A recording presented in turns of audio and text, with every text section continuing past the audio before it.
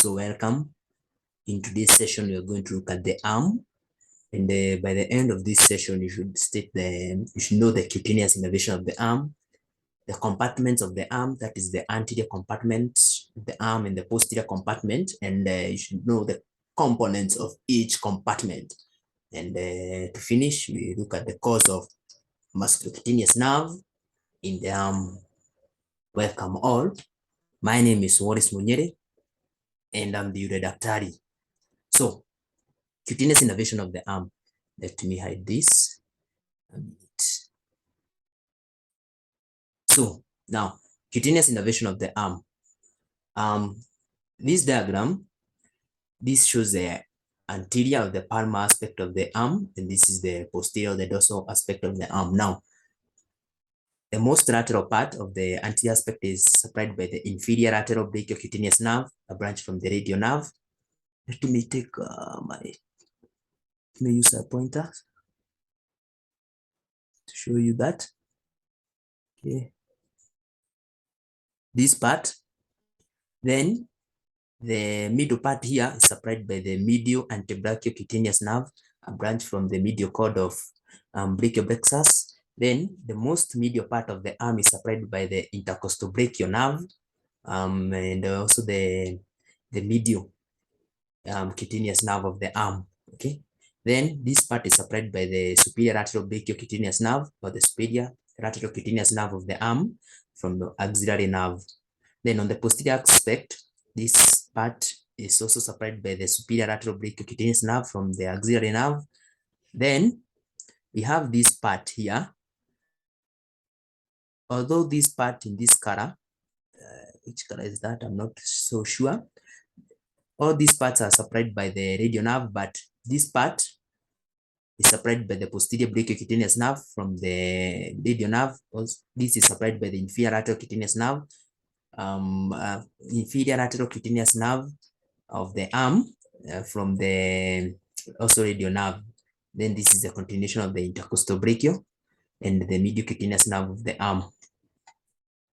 That's the cutaneous innervation. Now let's look at the compartments of the arm. Now, the deep fascia usually enclose the arm like a sleeve. Now, then two fascial septa extend, one on the medial side and the other one on the lateral side, usually extend inwards from the fascial sleeve and to be attached to the medial and lateral supracondylar ridges of the humerus respectively. Now, this septa and the fascial sleeve divide the arm into anterior and posterior compartment. You can see in green here is the deep fascia of the arm. Then it is sending in septa. This, okay, this is the medial intermuscular septum, and this is the lateral intermuscular septum.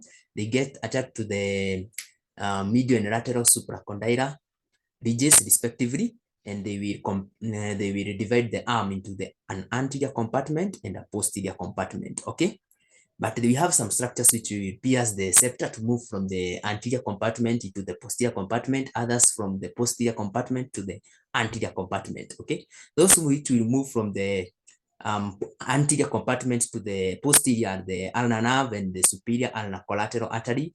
Those which move from the posterior compartment to the anterior compartment are the radial nerve and the radial collateral artery.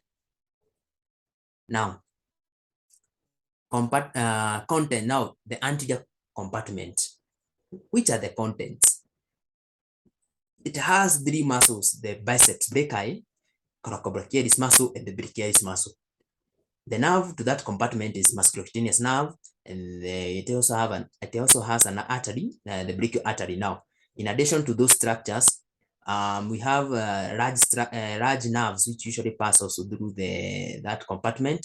Median nerve, which will first lie lateral to the brachial artery, then close the brachial artery to lie medial to it. Then you have the ulnar nerve, which will pierce the medial intermuscular septum to go to the posterior compartment. Then you also have the radial nerve, which pierces the lateral intermuscular septum to move from the posterior compartment into the anterior compartment in the lower part. Now, here we are. Now, this is your biceps brachii. Okay, this is your brachialis muscle here. And between the two, you have the musculocutaneous nerve here. Then you can see the musculocutaneous nerve here originating from the lateral cord of brachioplexus. Then you can see it is piercing this muscle. So that muscle must be your coracobrachialis muscle. Then you can see the lateral root and the medial root of medial nerve. This is your medial nerve here. Okay. Okay. This is your brachial artery. Yeah. Okay. This is your brachial artery. And you can see it is giving off the profunda brachii artery. Okay. Obviously, this muscle here, which has a glistening tendon, that is your latissimus dorsi muscle, which forms your posterior axillary fold. You should look at that video. Now, muscles of the anterior compartment: origin, insertion, nerve supply, action. Biceps brachii. Short head originates from the tip of coracobrachial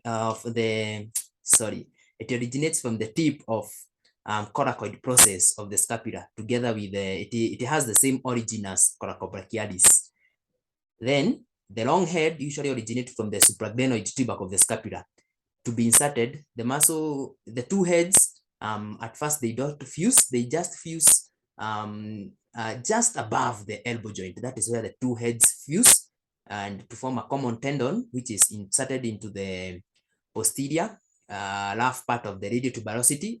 And also we have bicipital aponeurosis, which originates from the biceps tendon to be inserted into the deep fascia of the forearm on the ulnar side. It is supplied by the musculocutaneous nerve. It is a supinator of the forearm when the elbow is flexed, and it is also a flexor of the forearm, okay, when the elbow is extended.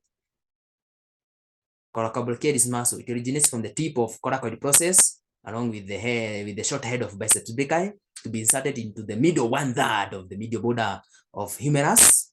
Please note the insertion here because some things occur at the middle 1/3 of the medial border of humerus. Then, innervated by musculocutaneous nerve, it usually help in flexion and adduction of the arm, but these are minor functions. In fact, you'll find some text saying that coracobrachialis muscle is a vestigial muscle. It isn't fully developed in man, but in other animals, the quadriceps, you'll find the coracobrachialis is developed, but in man, due to his upright posture, and it does not use the forearm, the upper limbs for walking, it has become vestigial. Now, brachialis muscle originates from the lower half of the anterior surface of humerus to be inserted into the anterior surface of the coronoid process of the ulna, including the ulnar tuberosity. Now, its medial 2/3 is innervated by musculocutaneous nerve, and its lateral 1/3 is innervated by radial nerve. Now, it usually helps in flexion of the forearm in all positions. So you find some text referring brachialis muscle as the workhorse. It is the workhorse of the elbow joint because no matter what position the forearm is, it will flex that elbow. Now, here we are. Here you can see your biceps brachii. Okay, this is your biceps brachii. Then in this image here, we have removed the biceps to show you the brachialis muscle here and your coracobrachialis muscle here. Okay, sorry for this. Coracobrachialis muscle here. Okay, then you can see here is the bicipital aponeurosis. Okay, bicipital aponeurosis here to be inserted on the deep fascia of the forearm on the ulnar aspect. Then here is the biceps tendon to be inserted into the posterior aspect of the radiotuberosity. Okay. Now, okay, this is the origin from the tip of coracoid process, both the short head of biceps brachii and the coracobrachialis. From the supraglenoid, we have the long head of biceps brachii. Okay, insertion of the coracobrachialis, the middle, on the medial aspect of humerus. Okay, here is brachialis inserted here on the coronoid process, biceps brachii here on the radiotuberosity. Okay. Now, anatomical events which occur at the insertion of coracobrachialis muscle. Okay. Now, at that point where coracobrachialis muscle inserts, there are several anatomical events which take place. One, the circular shaft of the humerus becomes triangular below this level. So initially, before coracobrachialis muscle was inserted, the shaft was circular. Then after inserting, the shaft becomes triangular in cross section. Now, then the brachial artery passes from the medial side of the arm to its anterior aspect. Also, at that point, the basilic vein will pierce the deep fascia. Also, the medial nerve crosses in front of brachial artery from lateral to medial. So, medial nerve, superiorly, it was lateral to brachial artery, but after that point, it will cross to its medial side. Also, radial nerve pierces the lateral intermuscular septum to pass from the posterior compartment to the anterior compartment. Also, ulnar nerve will pierce the medial intermuscular septum to move from the anterior compartment into the posterior compartment. Also, the medial cutaneous nerve of the arm and the forearm will pierce the deep fascia. Also, the nutrient artery from your profunda brachii artery will pierce the humerus. Here I've tried to show you these anatomical events. You can see radial nerve was first lateral, okay, was first in the posterior compartment, then it will move to the anterior compartment. Then the medial nerve was lateral to brachial artery, then it will move medial to it. The ulnar nerve was in the anterior compartment, will move to the posterior compartment. Also, deltoid muscle is inserted at that level into the deltoid tuberosity laterally. Okay, here you can see it is where coracobrachialis is inserted. Then laterally, that is the same point where deltoid muscle is inserted. Please know those 9 anatomical events. Okay, that's a very good essay question. Now, contents of the posterior compartment of the arm. In the posterior compartment, we have one muscle, triceps brachii. Triceps means the very heads. An artery, profunda brachii artery, and the nerve is the radial nerve. Also, ulnar nerve and the ulnar collateral arteries will pass through this compartment in the lower part. Okay, and now let me first go back a little bit. Here you can see this. These are your triceps. This is a triceps brachii here.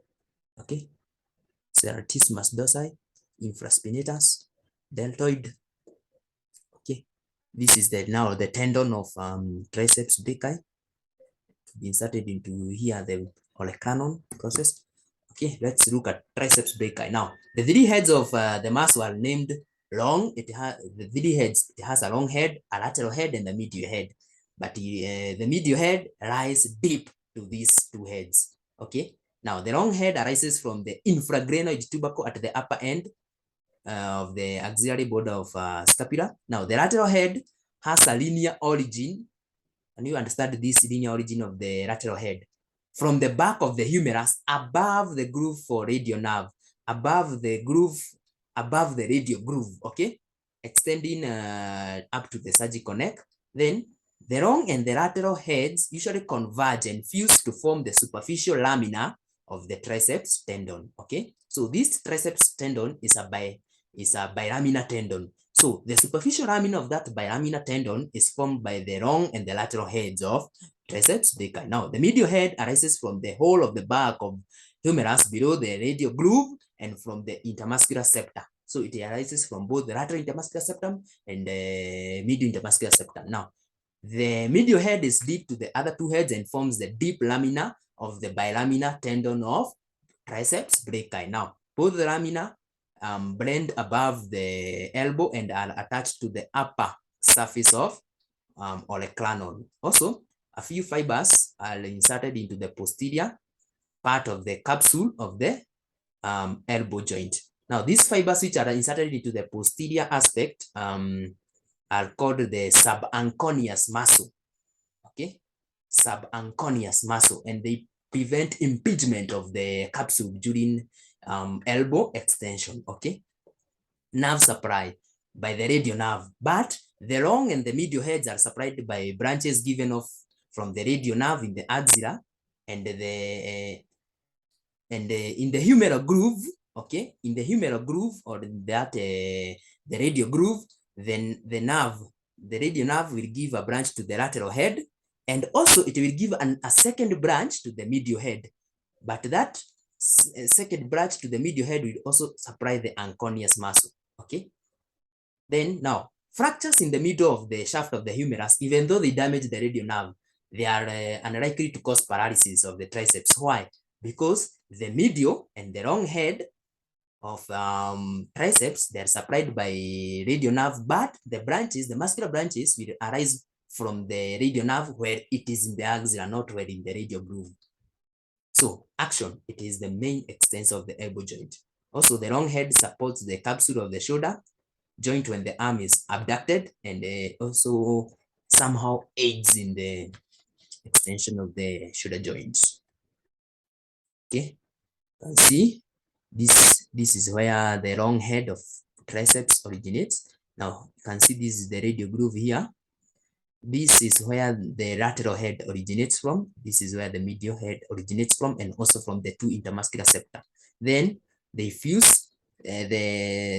Remember, the lateral head and the long head, they will blend to form the superficial lamina of the triceps tendon. Then this will form the deep lamina of the tendon to be inserted into the upper part of the olecranon process.